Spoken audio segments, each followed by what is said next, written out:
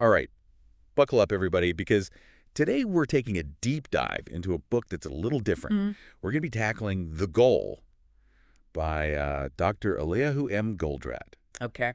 And get this. Yeah. It's a novel Interesting. about business management. Now, that's a unique approach. Using a story to teach business principles. I like it. It was really cool, right? Yeah. And it's actually super effective, too. I've heard great things about this book. So Dr. Goldratt, he uses this fictional story to teach us about something called the theory of constraints. Okay. And I guess Yeah. it's way more fun than, like, reading a textbook. Absolutely. Stories have a way of making even complex ideas so much easier to grasp. For sure. So you're actually rooting for this main character, Alex Rogo. All right. He's this plant manager Okay. who's got this factory that's on the verge of shutting down. Oh, that's tough. It's like Yeah. major pressure. High stakes. He's got 3 months to save the place. Wow. Or everybody's out of a job. I bet that creates some tension in the story. Oh, yeah. The story really throws you right into the chaos of this struggling factory. Yeah. You can practically hear the machines, whirring and clanking. Yeah. See those piles of, like, unsold inventory.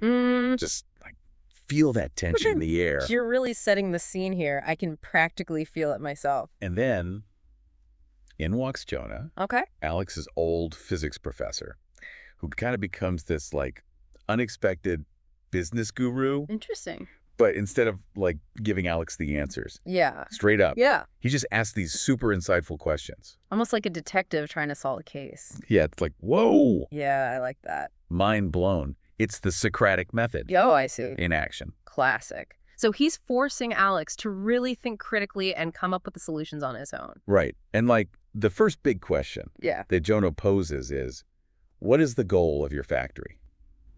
That seems pretty straightforward. Right. But then Alex realizes, like, he hasn't really truly defined it. It's funny how we often assume the goal is obvious, but when you actually have to articulate it, Yeah. that's when things get interesting. It's like, whoa, okay. Dr. Goldratt really challenges you to think deeply about what success truly looks like. Mm-hmm.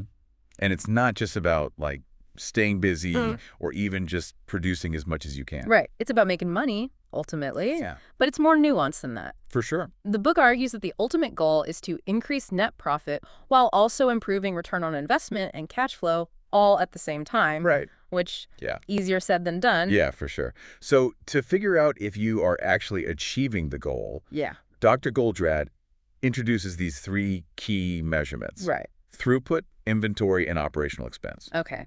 And what do these measurements tell us? So these are like the vital signs of the business, and they give you like a way clearer picture than just looking at traditional accounting metrics, It's like your bank account might look good on paper, but if you're always struggling to pay your bills, something's off. Yeah, There's more to the story. exactly.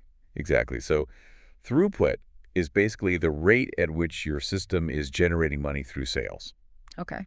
Inventory is all the money that's tied up in the stuff you haven't sold yet.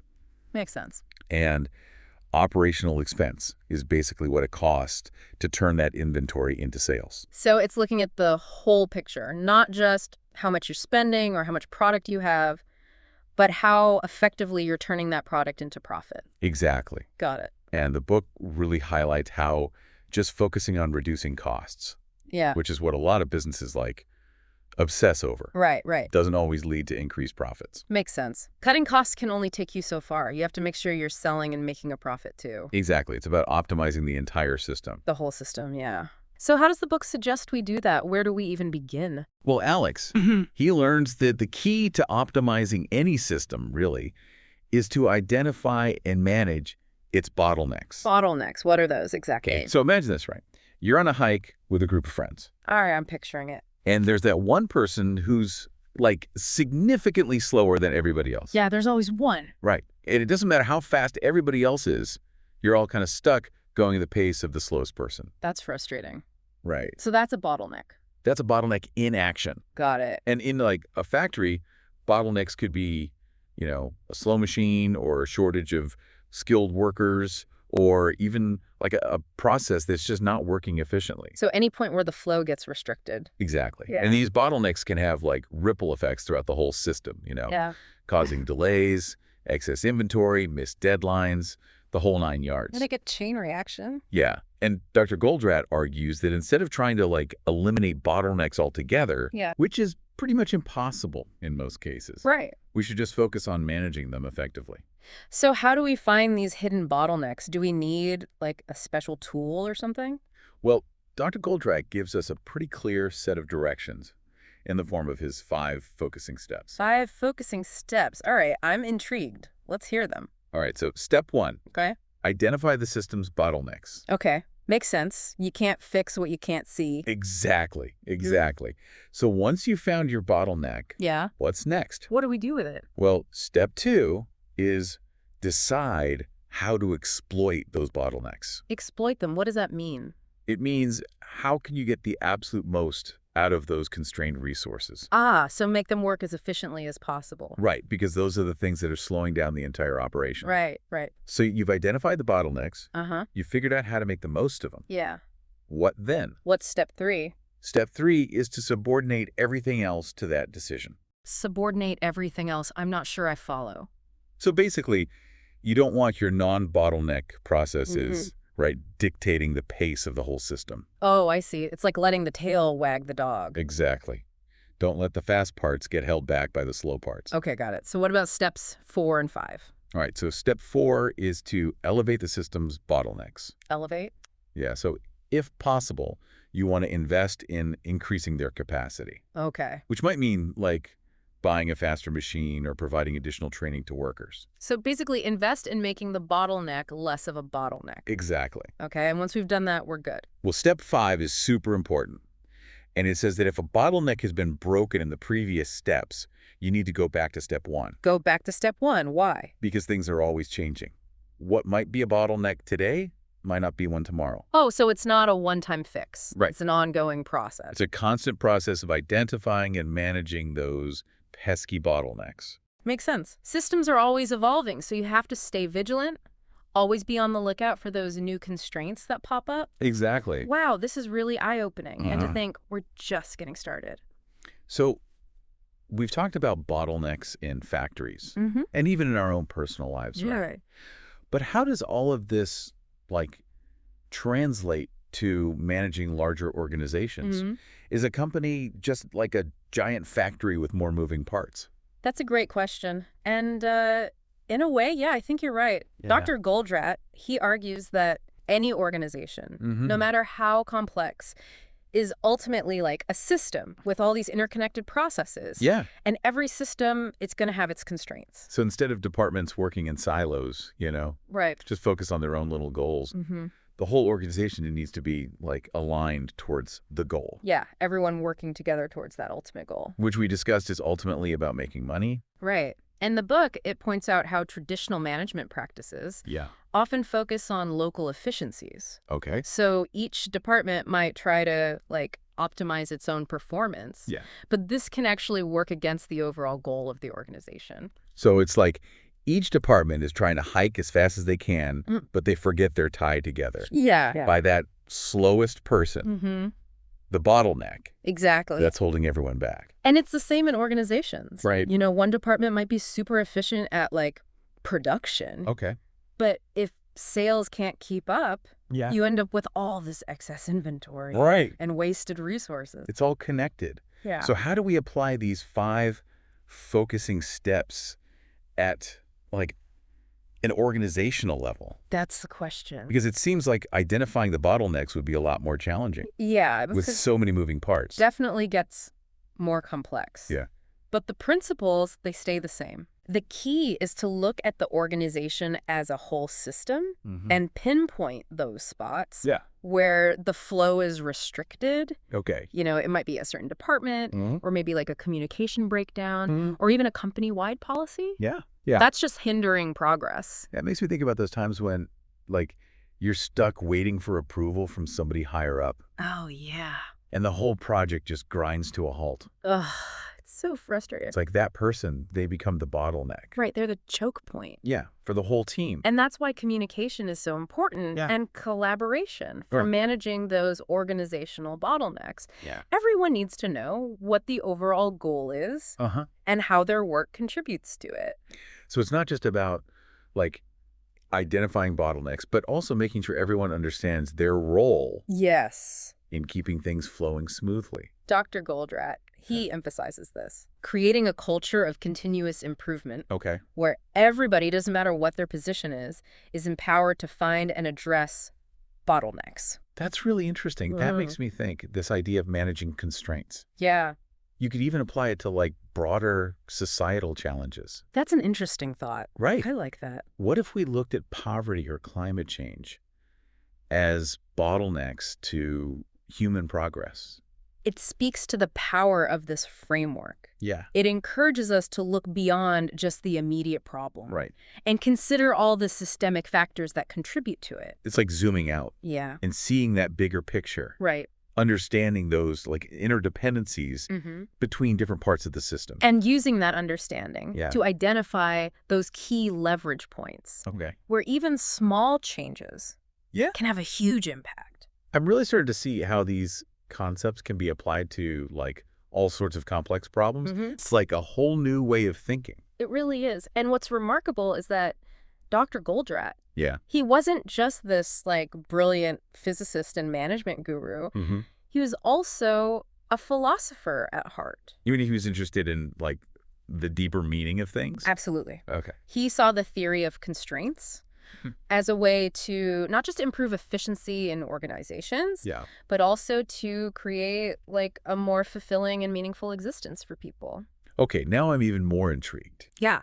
How does a theory about managing bottlenecks Right. lead to a more fulfilling life? So Dr. Goldratt, he believed that one of the biggest constraints that we face in life is our own thinking. Oh, interesting. You know, we often limit ourselves with self-doubt Right. and fear, Yeah. limiting beliefs. It's like our own inner critic Exactly. becomes the bottleneck, holding us back Yeah. from achieving our potential. And just like in a factory setting, we have to identify and manage these internal constraints. Okay. You know, that might mean challenging our assumptions, stepping outside of our comfort zones, embracing new ways of thinking. So it's like applying the 5 focusing steps to our own personal growth Exactly. and development. By identifying and overcoming those limiting beliefs that are holding us back, we can unleash our creativity, Yeah.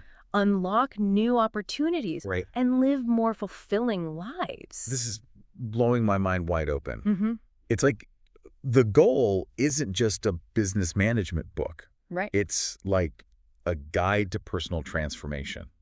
I think that's a great way to put it. Yeah. And it shows the lasting power of Dr. Goldratt's work. His ideas, Yeah. they continue to resonate with people across different fields Yeah.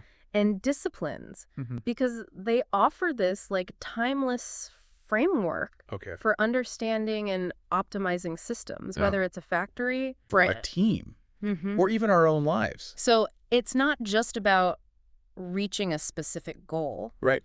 but about like continuously striving to improve, to become better versions of ourselves. That's the essence of it. Yeah. Dr. Goldratt, he believed Yeah. that life itself is a process of ongoing improvement. Okay. And the theory of constraints Yeah. gives us those tools and that mindset to like navigate that journey effectively. This is incredibly inspiring. I'm starting to see the goal in a whole new light. Yeah. It's not just about efficiency. Right. It's about living a more like purposeful and fulfilling life. That's a beautiful insight. Yeah.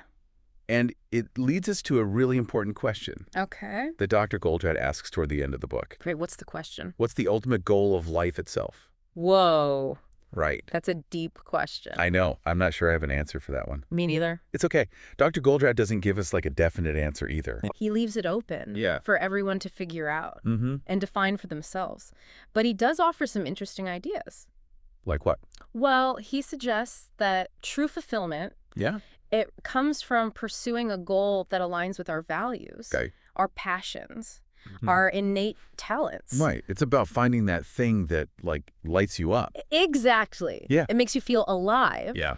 And then dedicating ourselves to achieving it. That makes a lot of sense. It's like finding your purpose and letting it guide your actions. And just like with any goal, there will be challenges and obstacles along the way. Of course, of course. But by using those principles from the theory of constraints, we can learn to identify and overcome those bottlenecks, Right. both internal and external, Yeah. and continue moving forward on our chosen path. This is incredibly empowering. It's like Dr. Goldratt's giving us permission to dream big and then providing us with the tools to make those dreams a reality. That's a great way to put it. And it leads to another important point in the goal. Okay. Which is the importance of constantly learning and growing. Oh, right. You mentioned earlier that Dr. Goldratt has a whole series of books. Mm-hmm. Is that what you're talking about? Yes. The goal is actually just the first book. Oh, wow. In a whole series that explores the theory of constraints. Okay. In more depth. Yeah. And applies it to all sorts of fields. Wow. So this deep dive is really just the tip of the iceberg. Exactly. And what's really cool is that Dr. Goldratt's ideas are always evolving. Mm-hmm. You know, they're being adapted by people all over the world. Right. It's a living, breathing theory. Yeah. That continues to inspire and challenge us to think differently. I love that.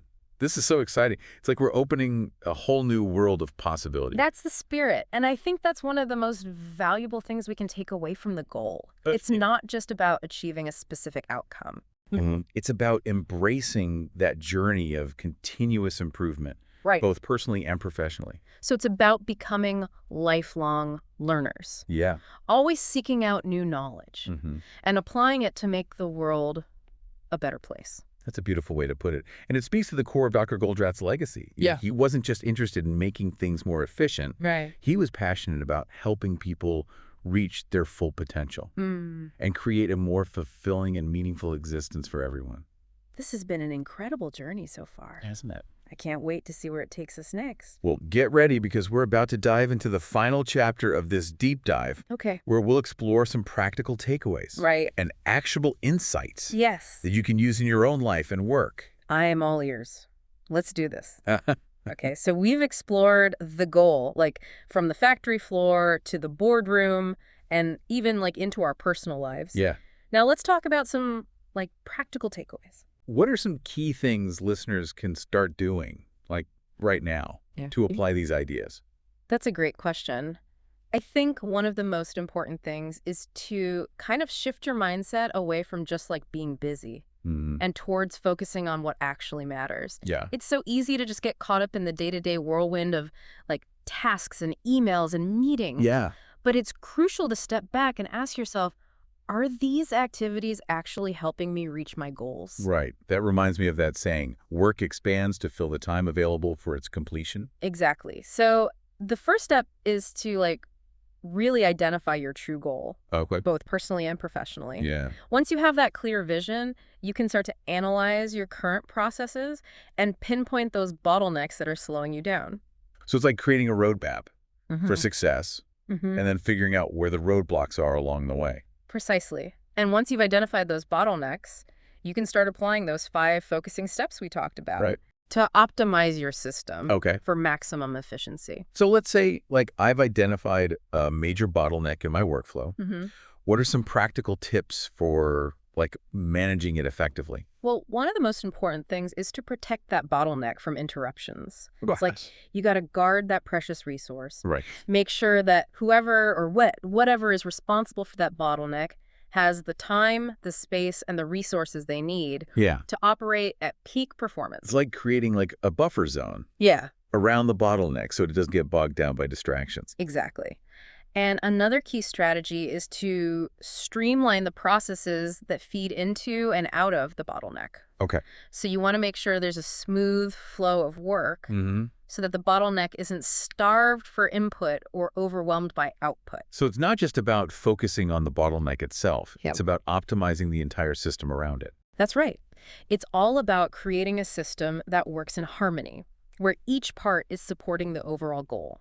This is really helpful. Yeah. I'm starting to see how these principles can be applied to so many things, from managing projects at work to, like, you know, even improving my personal productivity. Absolutely. And here's another practical tip. Don't be afraid to experiment. Okay. The theory of constraints really encourages this continuous improvement mindset, which means constantly testing Yeah. refining your processes. So it's like embracing a scientific approach Yeah, to problem solving. exactly. Like hypothesize, experiment, analyze, and adjust. That's it. And don't be afraid to fail either. Right. Failure is just an opportunity to learn and get better.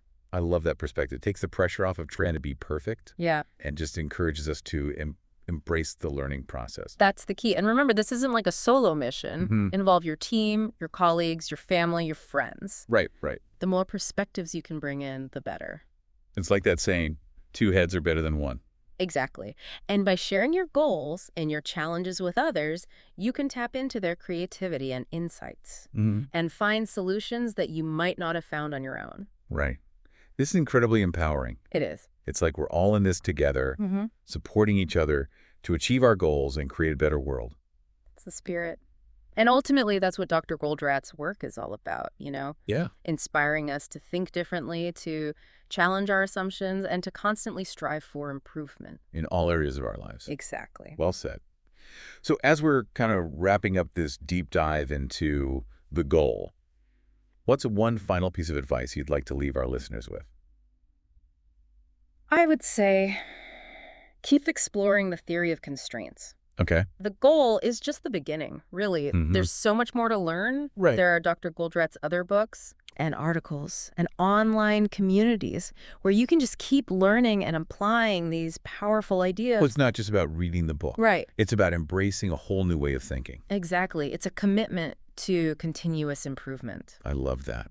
Well, this has been an incredible deep dive. Thank you so much for sharing your insights and expertise. It's been my pleasure. I hope our listeners found this exploration of the goal as enlightening and inspiring as I have. And to all our listeners out there, we'd love to hear your thoughts. Have you read The Goal? How have you applied these principles in your own life? Share your experiences with us on social media using the hashtag #TheGoalDeepDive. And remember, keep those mental gears turning. Yes. The world is full of bottlenecks just waiting to be broken, and you have the power to make a difference. That's it for this deep dive, everyone. Until next time, keep learning, keep growing, and keep striving for excellence.